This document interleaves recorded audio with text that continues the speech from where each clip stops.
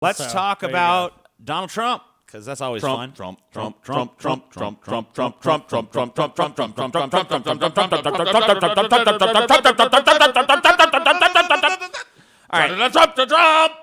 Sorry. Trumpy Trumpo. Okay. Let's do it. U.S. President Donald Trump dismissed legislation to ban assault rifles as politically unfeasible on Wednesday as he prepared to visit the sites of two deadly mass shootings that shocked the country and drew criticisms of his anti-immigrant rhetoric. As he left the White House, Trump said he wanted to strengthen background checks for gun purchases and make sure mentally ill people do not carry guns. He predicted congressional support for those two measures, but not for banning assault rifles. I could tell you there's no political appetite for that at this moment, Trump told reporters at the White House. You don't think so? But I will certainly bring that up.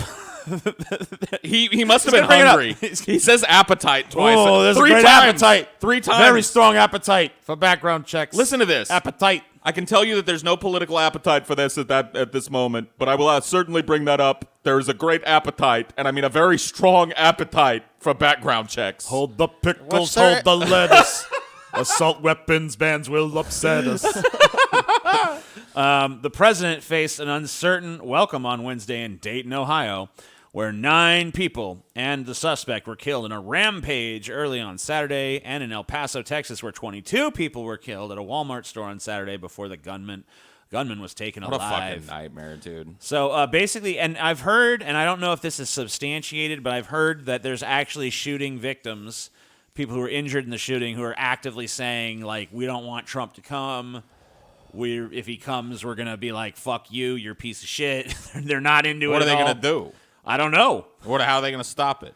They're not going to be able to stop it. He's going to come because he's tone deaf. He doesn't understand that whether it's true or not, the victims and the people that sympathize with the victims feel like he is a symbol of an ongoing legislative process that ignores these things, and that he's the cause for it. Well, he already went to Dayton. He was at a hospital. He obviously he didn't visit the site where the shooting happened, but why would he? That only thing that makes much sense to begin with. I mean, it's not unheard of for didn't Clinton visit Columbine at one point? I'm not know. sure. I don't know offhand. Maybe. I don't want to say either way. I don't know, and I don't want to reveal my ignorance by pretending to know. Yeah, I don't know but, either. No one would fact check me. Yeah, he did. He did? Yeah, definitely. Oh, shit, dude. He was there, and in fact, I think he was there during the shooting. Oh.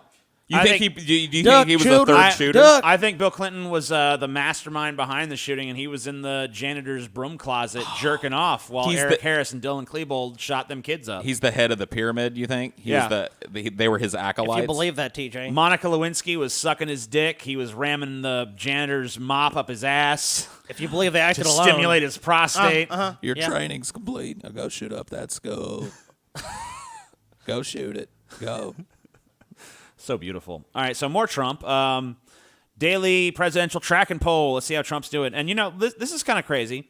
You just look at, like, Trump versus Obama, and, they're neck and neck. Like, really? For, like, the last half of his first term. Just really, they kind of just bounce back and forth. I mean, they seem to hover around the same place. Sometimes Trump's in the lead. Sometimes Obama's in the lead. But, this is kind of why, I think that conservatives do have a point sometimes when they point out that the media is full of shit. Because, we're definitely fed the narrative of Trump's massive unpopularity just constantly. Yeah.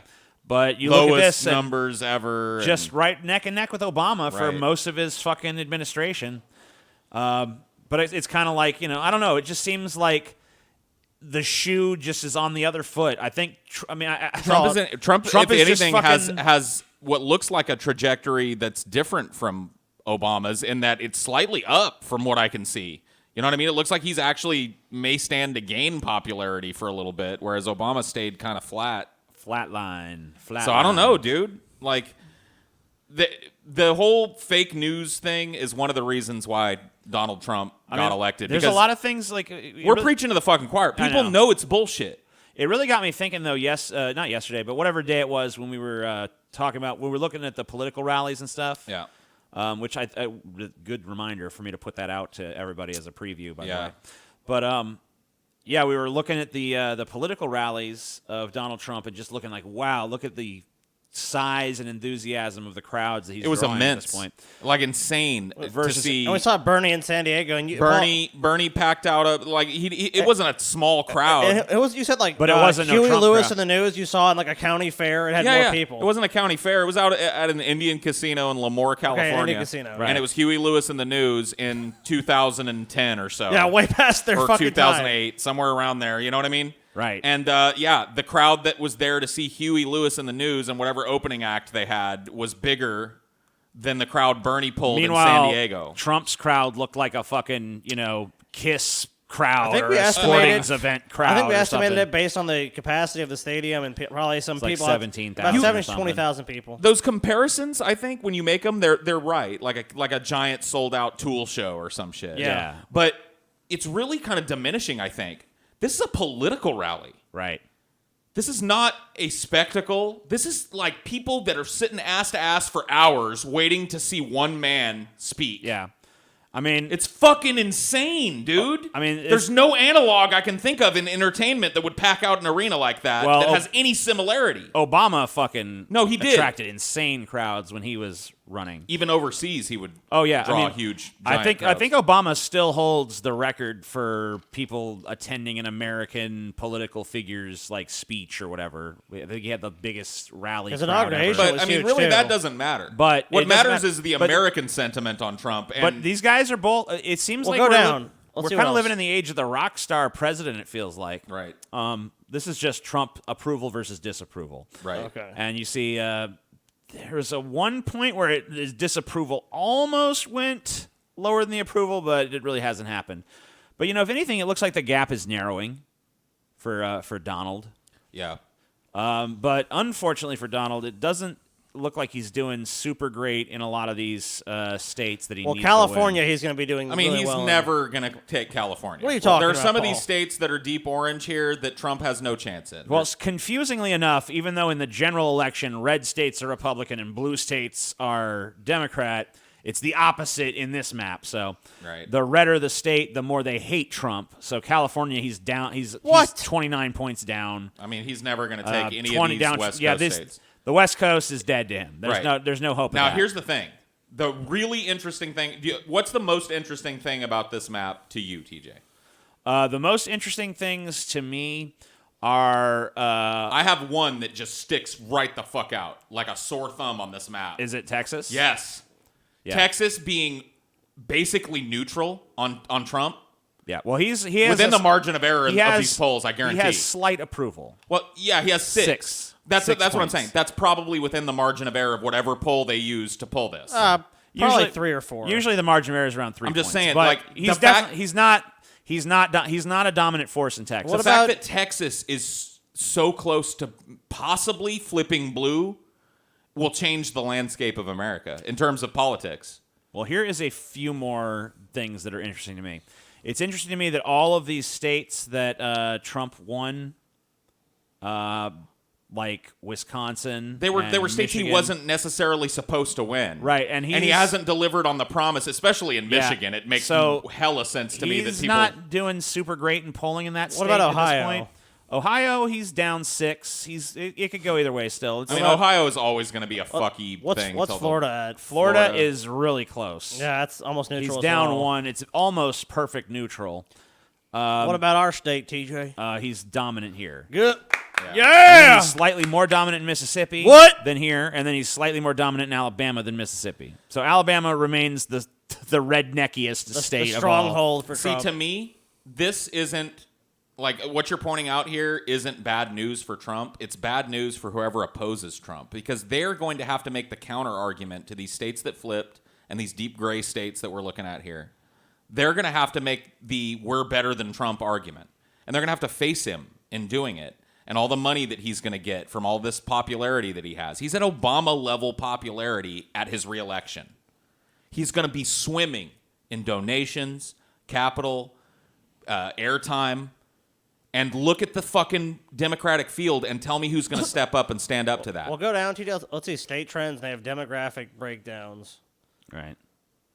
So you can look at his approval and disapproval in every state since the inception. What about a crucial one was Michigan. Let's look at that one. You want to look at Michigan, how it's transformed over that time. definitely helped him win the election. So he did.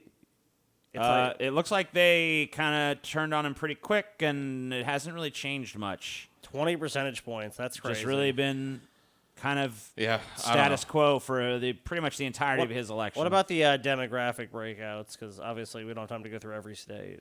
Demographics? You mean down here? Yep.